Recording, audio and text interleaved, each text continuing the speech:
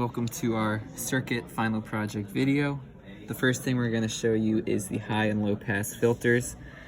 We have, well, they're identical circuits, just flipped backwards. So the one with the capacitor first is the high pass filter, and the one with the resistor first is low pass.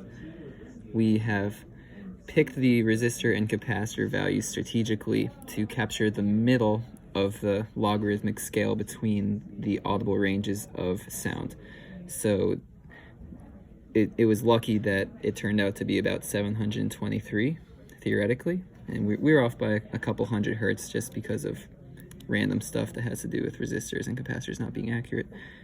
But this, we will show you a network sweep to prove that these things work the way they do.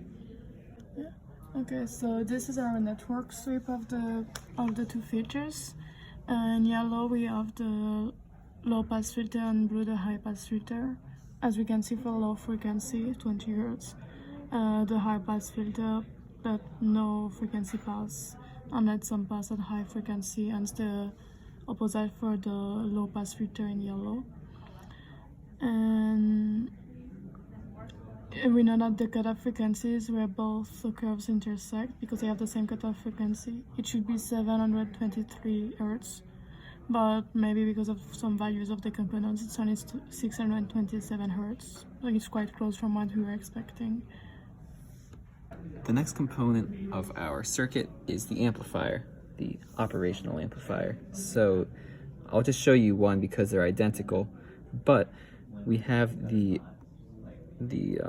input to the positive terminal of the op amp is a 1 kilo ohm resistor, and the potentiometer we're using is on the order of 1 kilo ohm as well. So the gain will be whatever is the value of the potentiometer divided by 1000.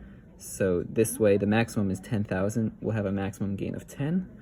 So I've adjusted the potentiometer so that the gain is not cutting off. So you can see over here we have the input sine wave, and you can observe that it's a non-inverting amplifier because it is in phase with the input signal and not flipped over the time axis.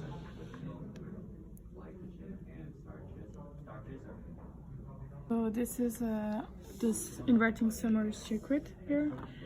So to start it independently of the rest of the circuit, we use two DC supplies, -5 and +5 volts respectively, and both are sum, and we get the output there.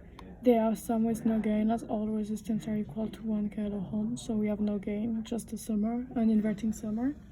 So here we see the output of the summer, and the input is +5, slightly less than +5, 4.8.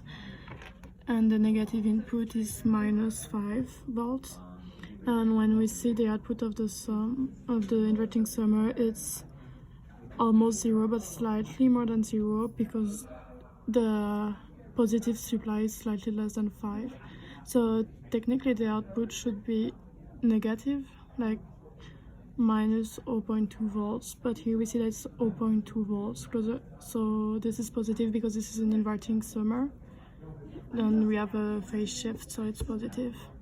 Last sub-circuit that we have is the half-wave rectifier with the capacitor involved, which makes it more of a ripple, not just a up and down rectifier. So this light is flashing along to the input signal, which is the output of the high-pass filter's amplification.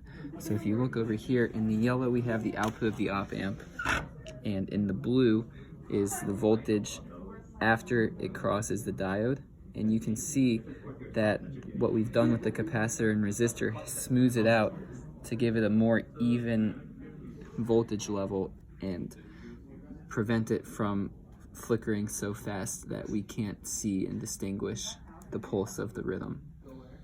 Hi, so this is our circuit. So it split the frequencies and amplify them separately, and then sum them with the inverting summer. So this is the wavegen. In yellow we have the input voltage, and in the blue the output voltage. We use the sum with several frequencies, and as we can see that as we use inverting summer, the phase is inverted, And we can see that as an amplification of the signal as well.